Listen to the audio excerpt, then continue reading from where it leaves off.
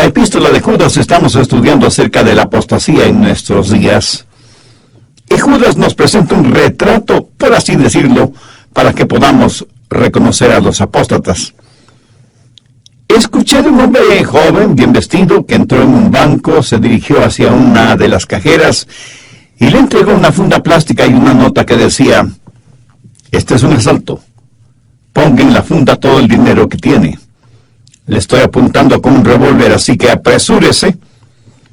La cajera muy serenamente tomó un papel, escribió algo y le entregó el papel al presunto asaltante. Y la nota decía: el departamento de fotografía del banco le está apuntando con una cámara de alta definición, tomando su foto, así que sonría, por favor. ¿Por qué tomar la foto a un ladrón de bancos? Pues para tenerme en los archivos policiales y tener fichada a esa persona. Verá, para atrapar a cualquier criminal es necesario reconocerlo. Y nada mejor que un retrato para hacerlo. Dios nos ha dado un retrato de un criminal espiritual, alguien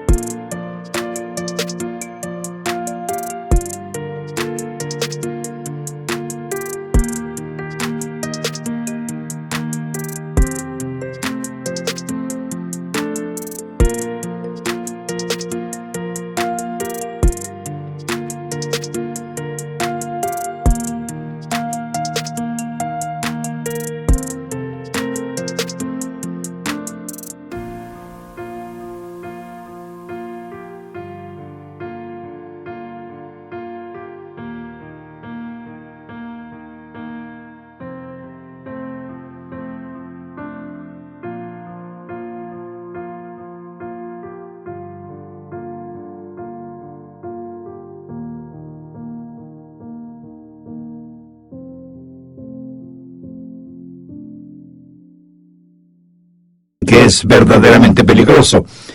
Y para que podamos reconocer a ese criminal, Dios nos da una descripción detallada de ese individuo. Leamos Judas 12.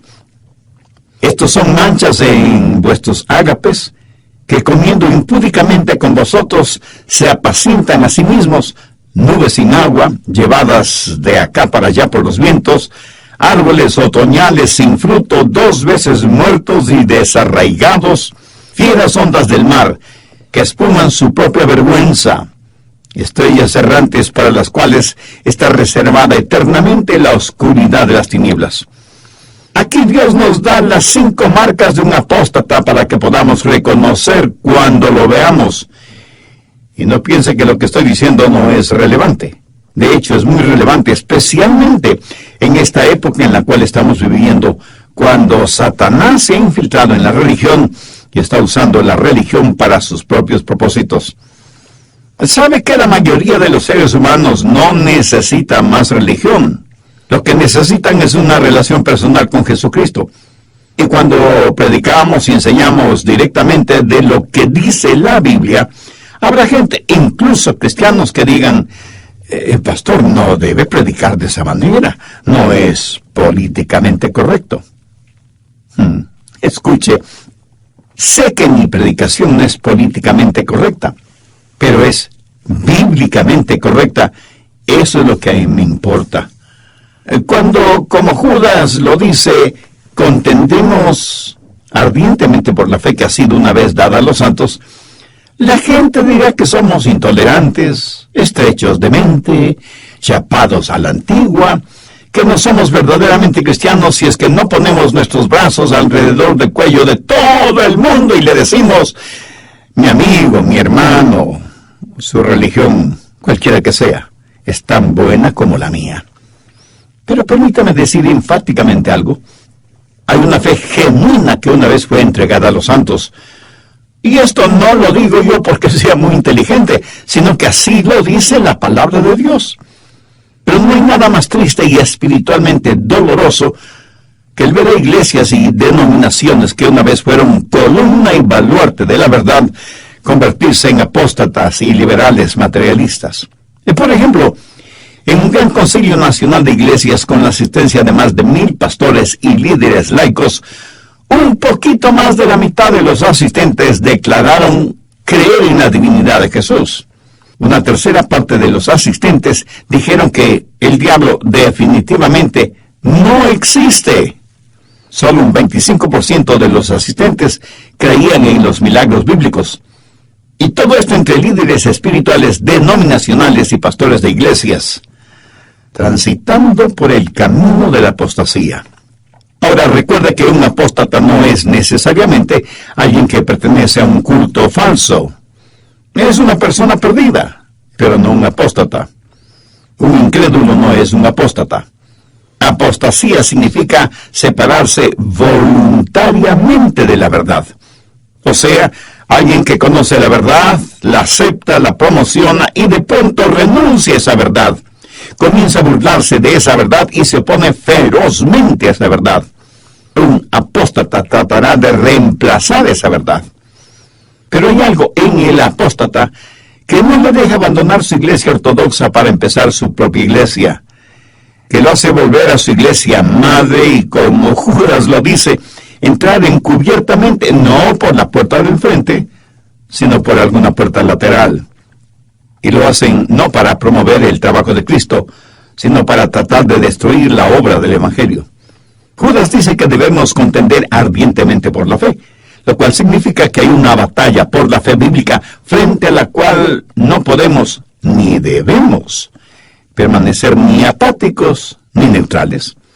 No solo es necesario reconocer a los apóstatas, sino también debemos saber lo que significa la gran batalla por la Biblia y cuáles son las verdades fundamentales que son las más atacadas hoy en día.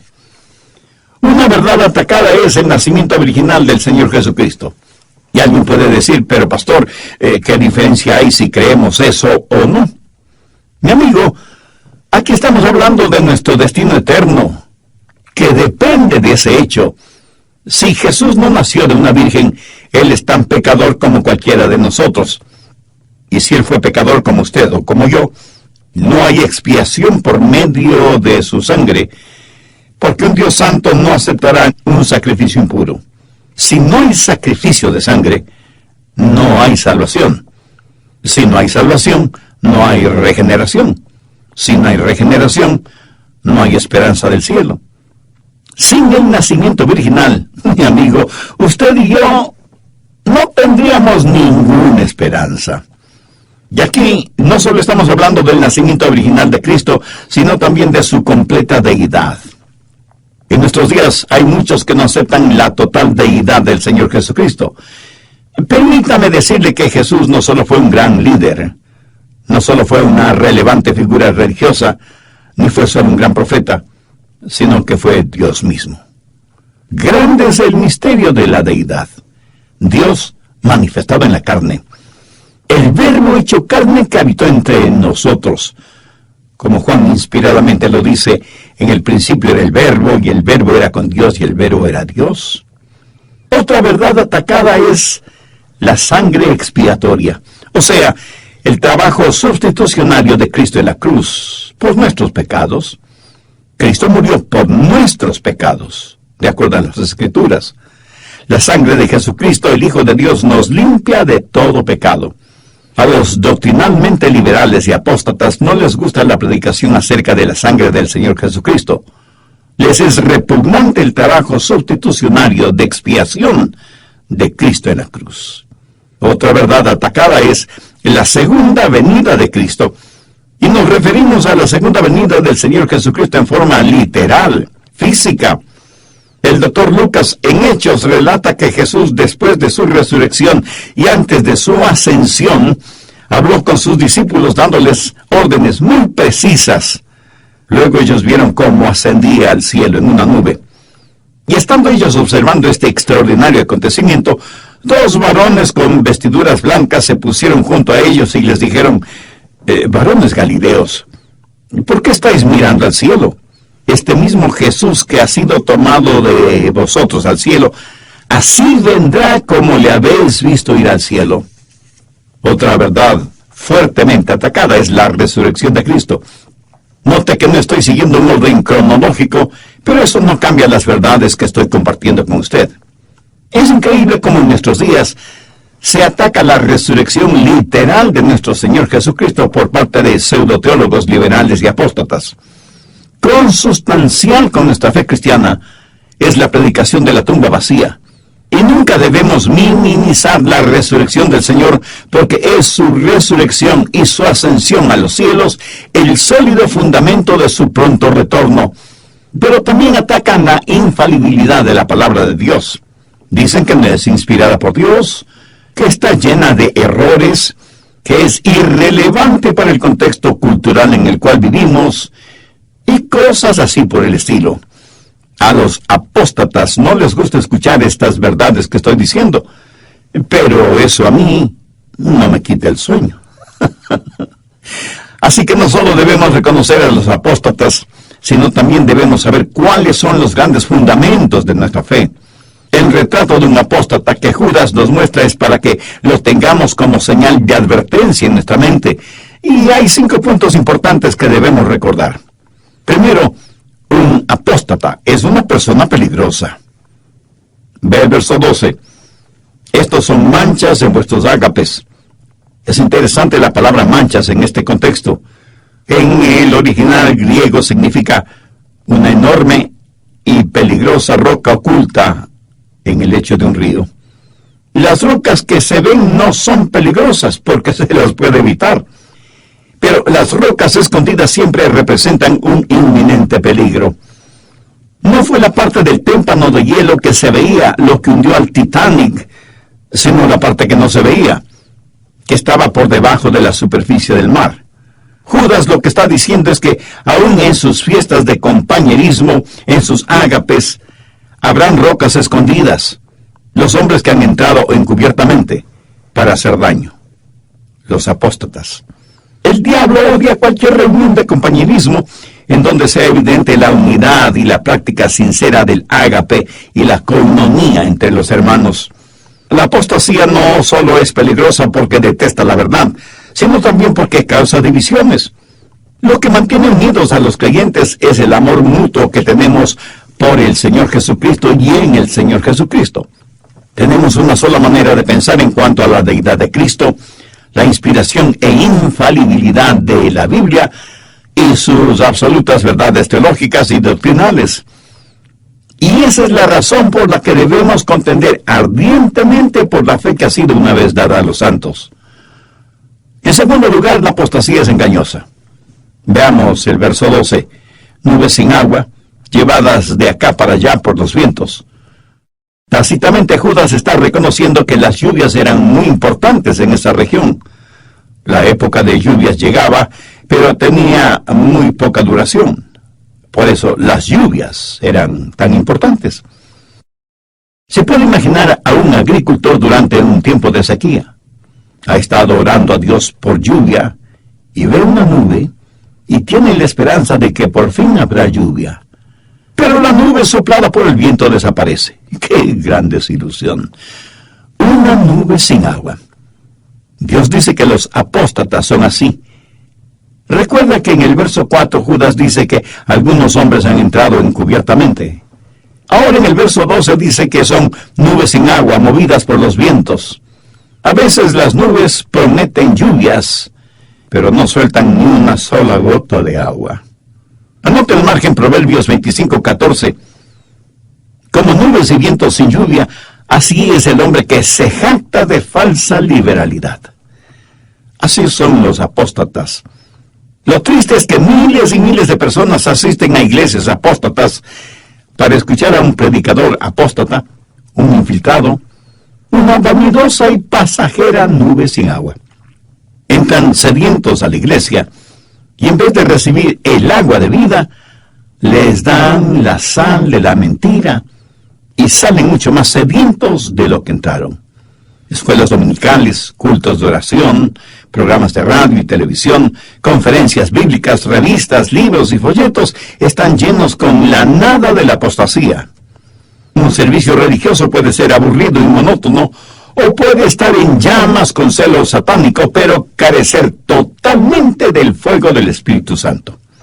Estará vacío de enseñanza bíblica. No habrá conversiones y no habrá genuino gozo espiritual. No habrá victoria en Cristo. Y lo peor es que la gente ni siquiera se da cuenta de que está siendo engañada espiritualmente. Tercero, los apóstatas, aunque vivos, están muertos. Son como árboles sin fruto. Miremos el verso 12 nuevamente. Árboles otoñales sin fruto, 2 veces muertos y desarraigados. Ahora mire el impresionante contraste que encontramos en el Salmo 1, versos del 1 al 3. Bienaventurado el varón que no anduvo en consejo de malos. Será como árbol plantado junto a corrientes de aguas, que da su fruto a su tiempo, y su hoja no cae, y todo lo que hace prosperará. Un apóstata es como un árbol inútil en el huerto. Solo ocupa espacio, y succiona el alimento destinado a las otras plantas y árboles para producir nada. ¿Qué se puede hacer con un árbol muerto? Bueno, puede trasplantarlo, pero sería como pasar un cadáver de una tumba a otra. Un apóstata puede ir de iglesia en iglesia, pero en cualquier iglesia será como un árbol muerto. También podría podarlo. Pregunto, ¿de qué vale podar a un árbol que está muerto? De nada, porque si está muerto ya no sirve para nada. O podría tratar de cultivarlo, o sea, ponerle agua y abono y nutrientes y todo eso, pero le puedo asegurar que nada crecerá en ese árbol. ¿Cuál es la aplicación de todo esto?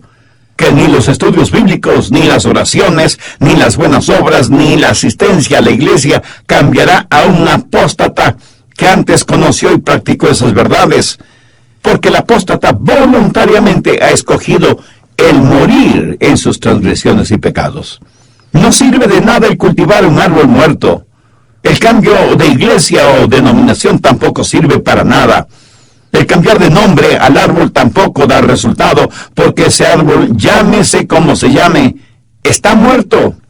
Se cuenta de una hermana metodista que le dijo a su pastor, creo que voy a seguir la doctrina bautista. Y el pastor le contestó, me parece que está bien. No creo que hay nada de malo en cambiar la etiqueta en una botella vacía. Mi amiga, mi amigo, pudiera ser que usted no sea un apóstata, pero a lo mejor su vida cristiana no es más que una botella vacía. ¿No quisiera llenarla con el Señor Jesucristo y el Espíritu Santo?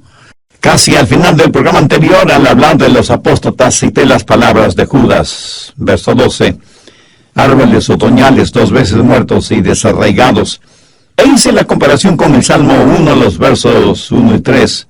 Bienaventurado el varón que no anduvo en consejo de malos.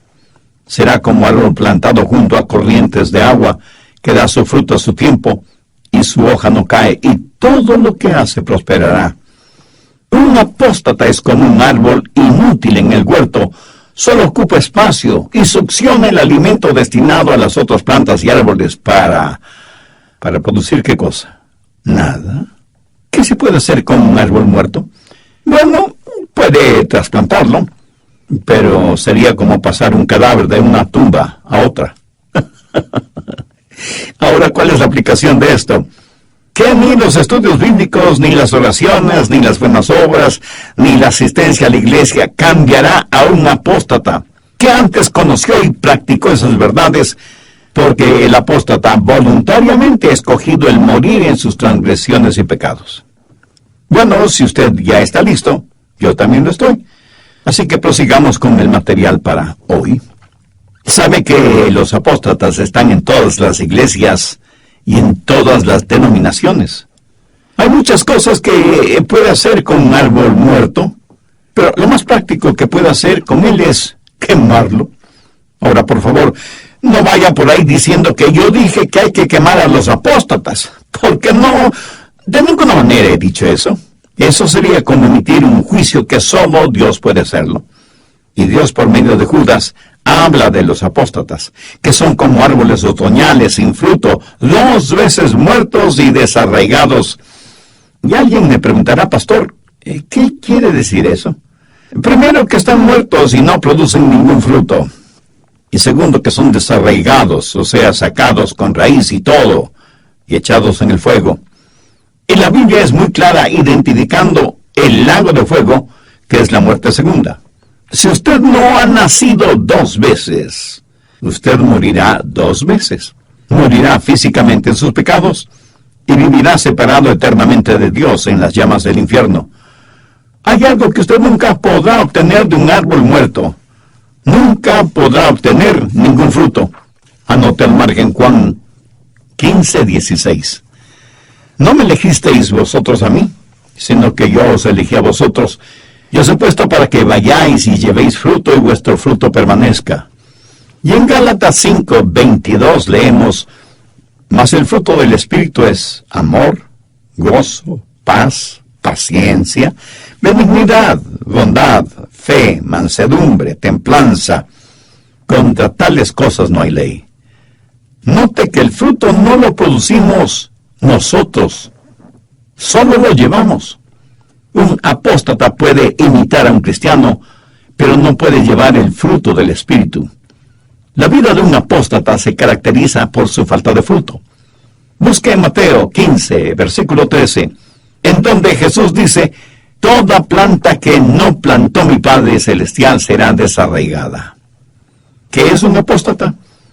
Es una persona peligrosa como roca escondida, engañosa como nube sin agua, y muerta como árbol sin fruto.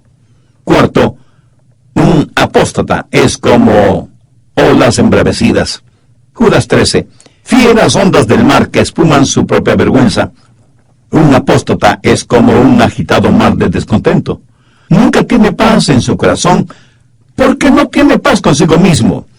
Y no tiene paz consigo mismo porque no está en paz con Dios. Y como no está en paz con Dios cuando está en su iglesia o denominación, lo único que hace es crear problemas.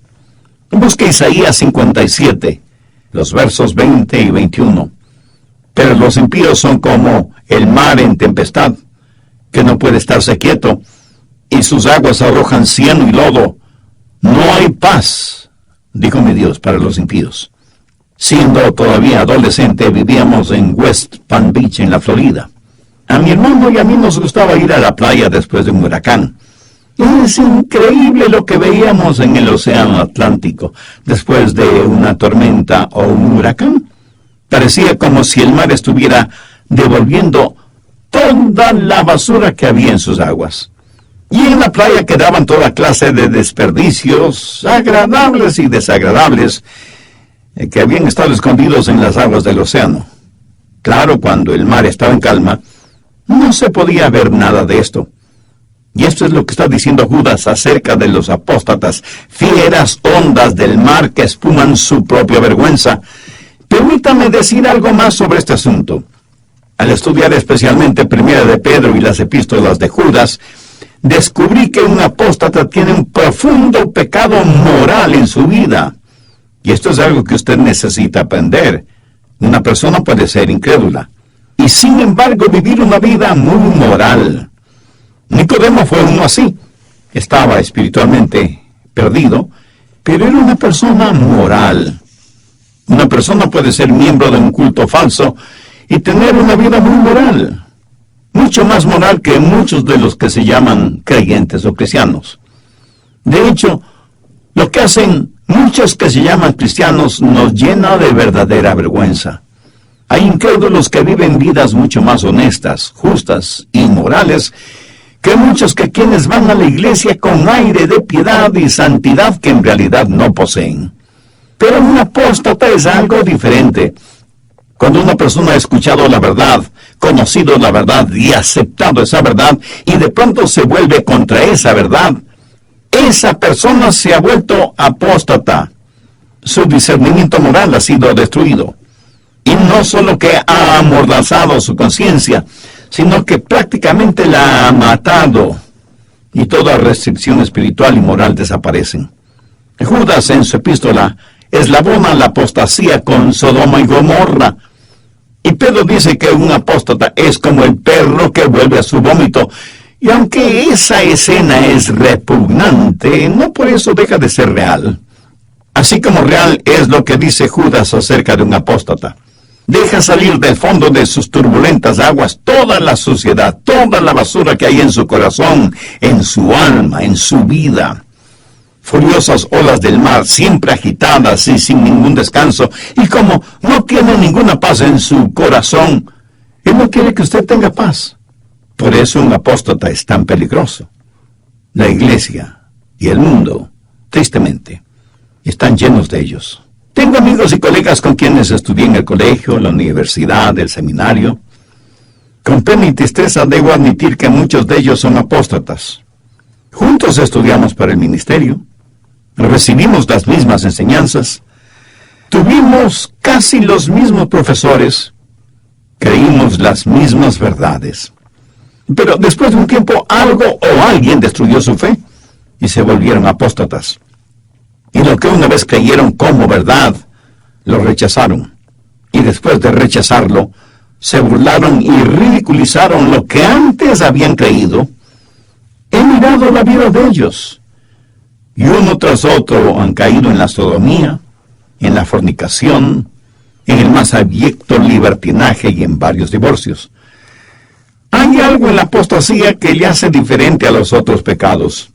Judas lo ve como furiosas olas del mar, que es una forma muy gráfica de ilustrar la furia inquietante que se anida en el corazón del apóstata y que manifiesta exteriormente por medio de la espuma de su ira. Y esto, mi amigo, no es mi opinión personal, sino lo que Dios dice en su palabra por medio del apóstol Judas. Finalmente, un apóstata está condenado como una estrella errante. Veamos la segunda parte del verso 13 de Judas. Estrella alrededor del sol, y cada uno de ellos tiene su propia órbita. Y todo el sistema solar es una maravilla de precisión, de armonía, de orden. Armonía, orden y precisión que son atributos de Dios, no el resultado de billones y billones de años de evolución. ¿Ha visto alguna vez una estrella fugaz? ¿Un meteoro? Cuando tenía más o menos 13 años de edad y vivíamos en la Florida, una noche estaba caminando de regreso a casa. Era una noche fría, veraniega, y vi en el cielo la más brillante estrella fugaz que jamás haya observado. Apareció por el norte y desapareció por el sur, dejando por brevísimos segundos una brillante estela o huella de su paso por la inmensidad de los cielos. Yo estaba maravillado y no sabía si alegrarme o apenarme porque estaba solo. Pero luego pensé en los miles o millones de personas que en diferentes partes del mundo habrían visto esa estrella fugaz, que seguramente en algunas partes del universo se habrá convertido en cenizas.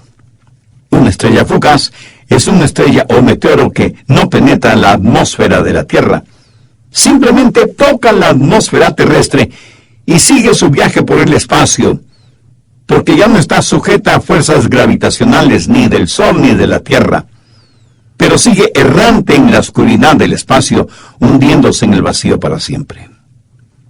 Pienso que así será el infierno.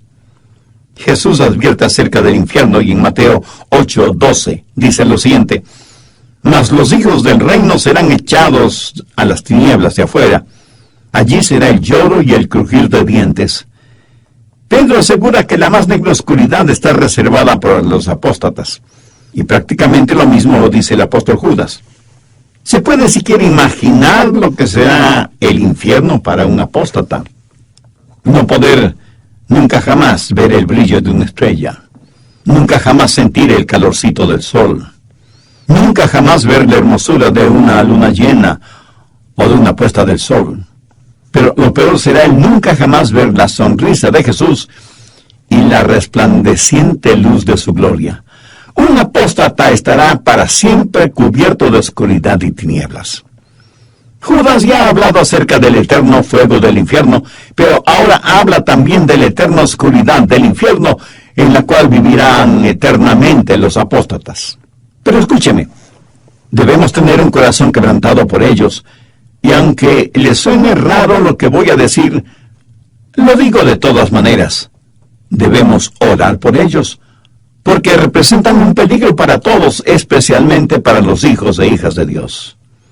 Un apóstata es engañoso como una nube sin agua. Está muerto como un árbol que no da ningún fruto. Es como furiosas olas del mar y está condenado como una estrella errante. Con tristeza debo confesar que mientras más estudio la palabra de Dios, estoy convencido de que es casi imposible, por lo menos desde el punto de vista humano, es casi imposible, digo, que un apóstata se salve. Creo que los apóstatas han cometido el pecado imperdonable. Han conocido la verdad, han visto la verdad, han experimentado en sus propias vidas esa verdad y por alguna circunstancia abandonan esa verdad. Pero no solo que la abandonan, sino que la rechazan tenazmente, se burlan de ella, blasfeman contra ella, ridiculizan todo y a todos los que tengan que ver con Dios, con Jesucristo, con la Biblia. Que Dios tenga piedad de ellos. Judas quiere que reconozcamos a un apóstata tan pronto lo veamos y le escuchemos. Quiere darnos un cuadro, un retrato de un apóstata. Por eso dice en el verso 3, me ha sido necesario escribiros exhortándoos que contendáis ardientemente por la fe que ha sido dada una vez a los santos. Amigo, tenemos la inspirada e infalible palabra de Dios que nos dice del nacimiento virginal del Señor Jesucristo, el Hijo de Dios, quien vivió una vida impecable, esto es, que jamás pecó. Murió en una cruz romana para pagar con su sangre la culpa de nuestros pecados. Fue enterrado en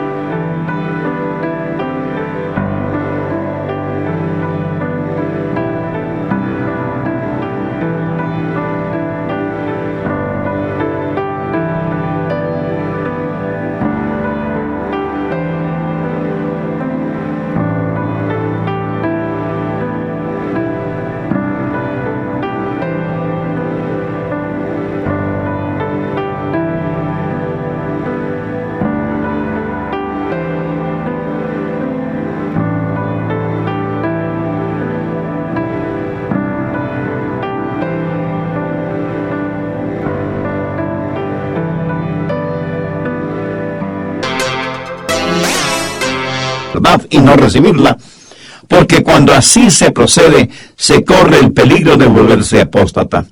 Oro porque muchos de ustedes, amigos oyentes, sean salvos, que vengan al conocimiento de nuestro Señor Jesucristo, que tengan una íntima relación con Dios el Padre por medio de Jesús, su Hijo. Oro porque quienes ya tienen esa relación, contiendan ardientemente por la fe. Pero a aquellos que aún no son salvos, les invito a hacer una decisión por Cristo este mismo momento, a fin de que sean salvos y conozcan el gozo y el propósito y el poder espiritual que solo pueden tener por medio de Cristo. Amigo, amiga, si usted está listo para esa tan importante decisión, le invito a orar conmigo la siguiente sencilla oración, pero dígala con fe, depositando toda su confianza en Cristo. Ore con sinceridad y convicción.